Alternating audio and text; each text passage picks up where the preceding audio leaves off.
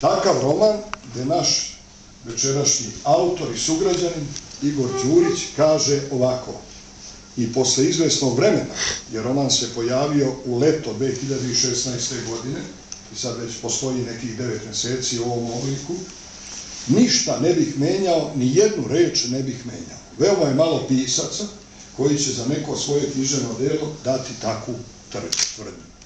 Ja sam bio u situaciji da 2 puta pročitam ovaj roman. Inače, Igor Đurić je profesionalni pisac. On se ne bavi pisanjem iz hobija. On je do sad objavio 20-ak knjiga. Neke od njih možete da vidite ovde na stolu. On je od nove godine, Igor je ispravljen, ali od nove godine do sad, za 2,5 meseca, napisao nekih 25 blogova otprilike. Ti neki blogovi imaju na hiljade i na desetine hiljada posetilaca. Ono što Igor piše, bio sam jedan dan kod njega i video da u nekom momentu čitaju i u Australiji, i u Americi, i u Kanadi, i u Evropi, i širom Srbije. I u okruženju našem. Kakav je ovo roman? Neobičan. U ovom romanu je mnogo alegorije. U ovom romanu me neke stvari podsjećaju možda na neke od književnih prethodnika ili otaca. Ako je neko čitao Ćosićevu bajku, moja prva refleksija je bila na Ćosićevu bajku, gde je jedna od glavnih ličnosti smuk. Neki misle da je zmija, čuvarkuća. Drugo su pastrvke, treće su zmije, četvrto su vrane. Ono što u neka vremena neki pisac možda ne bi smeo da progovori kroz ljudska usta, govori se u alegorijama. Igor piše i o turskim vremenima. Igor piše i o međusobnim istragama. Igor piše i o ubistvima najjačih porodica u istoku. Jedna od njih je bila i njegova porodica. Igor piše i o ratovima protiv Turaka, i o Hajdučiji. Igor piše i o balkanskim ratovima. Igor piše i o Velikom ratu, odnosno Prvom svetskom ratu, i o Kraljevini Jugoslaviji. Ovde je i kralj Petar Karađorđević, ovde je i Aleksandar Karađorđević, ovde je Josip Broz Tito, ali glavne ličnosti svega ovoga su deda graditelj, o tome će nam pisac više govoriti, njegov unuk, odnosno naš pisac, i njegov sin prisutan večeras ovde. Roman je znači biografskog karaktera, autobiografskog karaktera, nazovimo to autobiografsko-nacionalnog karaktera. Ovaj roman nas upozorava na važnost i na vrednost države. Ovaj roman nas upozorava na odavanje počasti državi. Ova roman nas upozorava na to... Izvolite, ima mjesta, pođite, sjedite. Evo tamo sjedimo malo.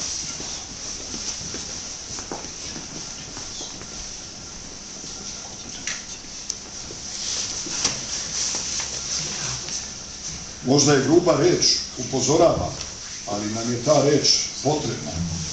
Ona treba da nas osvesti.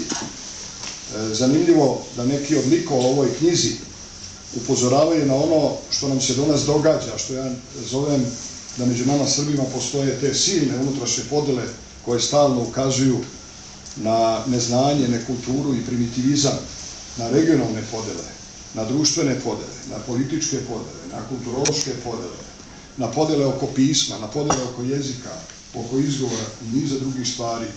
Igor je protiv toga. Igor na to upućuje, jer njegova baba je Srbijanka, a deda je iz Metohije. Kad budete gledali izložbu, onda ćete videti, tamo su kuće u kojoj je rođen deda, tamo su kuće u kojoj je rođena baba. Tamo je sve poznato, tamo je sve blisko. Zoran Đorđević je napisao jednu vrstu pogovora ovde, i on je iz tih krajeva. I on kaže u tom pogovoru i postavlja neka pitanja gde Igor pokušava dati odgovore, pa kaže ovako: da li se zavičaj može napustiti? Šta li se zavičaj može odneti? Da li se zavičaj može oteti? Da li ljudi mogu imati novi zavičaj? Igor je neko ko je otišao iz Kosova i Metohije i otišao iz Srbije, neko ko je bio u Njujorku, neko ko je bio u Americi. Kaže u jednoj rečenici, pokušat ću ga parafrizirati, vratio se. I ovdje gde se vratio dugo vremena je posmatrao pomalo kao na tuđe, ali ono tamo gde je bio, misleći na Ameriku, ono nije smatrao ni za tuđe. To je još neki doživljaj koji mu je bio potpuno stran. Ja sam, čitajući ovu knjigu 2 puta, grafitnom olovkom intervenisao gotovo na svakoj strani. I kad bi se upustio ono što sam se upustio prošli put u ovoj istoj sali, onda bi to potrajalo. Međutim, mi ćemo knjigu imati na raspolaganju. Ona će, Igore, koliko? 400 dinara. Evo, ovdje ima dovoljno primjera. Kako bude zainteresovan, moći će na kraju našeg programa da kupi ovu knjigu. Ja ipak moram još samo nekoliko osvrta dati, pa ćemo prepustiti reč autoru, a onda i vama da prepustimo reč. Ko je najjači lik ove knjige? Deda Graditelj. Vidjet ćete to. On je prisutan u svakom poglavlju. On je prisutan u svakoj ideji. On je prisutan gotovo u svim slovima. On je neko odakle je to sve krenulo, jer on je graditelj. Igor će dati objašnjenje zašto je to glavni i centralni lik i zašto je to ishodište. Ono malo pre, kad sam rekao, kaže, zašto se vraćao nešto što nije osjećao kao svoje, čemu to? Vraćao se otud, jer to odakle se vraćao nije osjećao čak ni kao tuđe.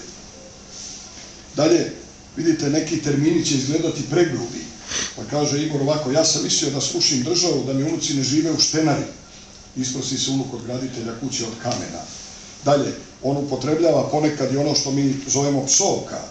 Dalje, neko će naći zamerku da on nije napisao veliko slovo tamo gdje treba veliko slovo. On to svesno i namjerno uradio nije. I kad budete čitali knjigu i sami ćete doći do zaključka zašto to nije uradio tako. Zašto je odstupio od određenih pravopisnih standarda. Kad čitave narode, na primjer, ili geografske termine i tako dalje, spominje, on kaže tako. Vidite, ja sam krenuo unazad, prelistavajući ovu knjigu, kaže. Njegovom unuku se završavala već 2. nedelja psećeg života u begu. Psećeg života u begu. Nije razumeo, nego bi bilo jasno. Pas je izabrao borbu i postao čovek, a oni su izabrali beg i postali štenari. A onda je razumeo i to da su iz svog rodnog kraja pobegli u štenari. Recimo, grubih ima rečenica, grubih ima izraza, ali još nešto. Igor je upreo mnoge snage da novu sredinu doživi kao novi zajočaj i on je u tome uspeo. I on je svestan da će generacije koje slede i generacije koje dolaze doživljavati prostor u kom danas žive kao svoj novi zavičaj. Ja sam predavao gimnaziju ovdje u srednjoj školi, evo tu je moj nekadašnji direktor i kolega istoričar po struci sedi i onda znam da u nekoj generaciji starijoj postoje u Lazarevcu silne podele porekla, geografskog porekla, političkog porekla i tako dalje, ali mi raduje jedna druga stvar. Juče u ovoj sali su bila 3 odeljenja gimnazije. Razgovarao sam sa sva 3 odeljenja gimnazije pojedinačno i došao do zaključka da tih nekih podela koje postoje kod roditelja ne postoje kod njihove djece i to je ono što me raduje.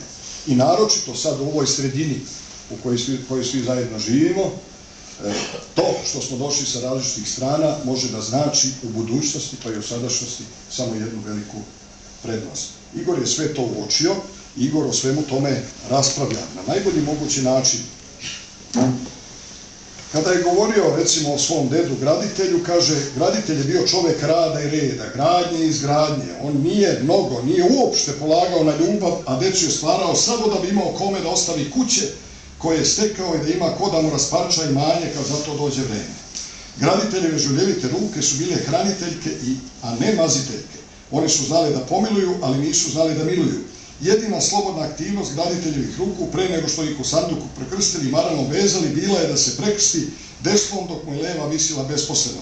I krstio se škrto, kako je govorio, samo kad je potrebno, ni manje ni više. Veliki je to čovek bio, jer se nije krstio bespotrebno. Dalje, kaže, dolazilo je vreme zlih pastrmki, ludog vetra i velike vatre. Vidite, knjiga se zove Vreme zlih pastrmki. Autor će reći zašto je upotrebio taj termin. Autor je ovdje opisao borbu pastrmki i jegulja. I vi ćete čitajući prepoznati a ko su to pastrmke, a ko su jegulje. I u čemu je prednost jednih i u čemu je prednost drugih. Autor je ovdje drugu neku značajnu ulogu dao Čuvarkić, Smuk.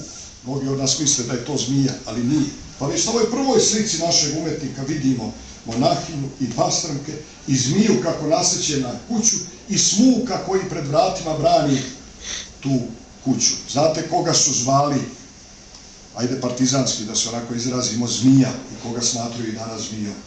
Hašim Tači ima nadimak zmija. Znači, ovde je jako mnogo poruka, jako mnogo alegorija.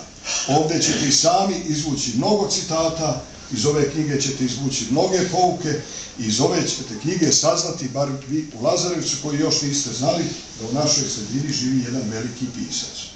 Ja se usuđujem to reći zbog toga što već godinama pratim Ninove nagrade i sve ono što uđe u najuži izbor, i mogu vam reći da se čudom čudim već godinama, pa mislim čak da ti članovi žirija ne pročitaju ogromnu većinu knjiga koja dođe pred njih, a da nagrade dodeljuju mnogim onim knjigama koje nemaju veze sa romanom, iako se nagrada dodeljuje za Ninov roman godine.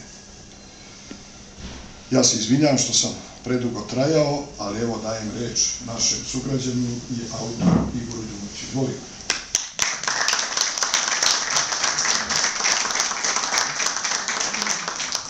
Dobro večer svima. Ja posle ovakvih reči uopšte ne znam da li imam potrebe bilo šta više da vam kažem. Verovatno neću naći lepše reči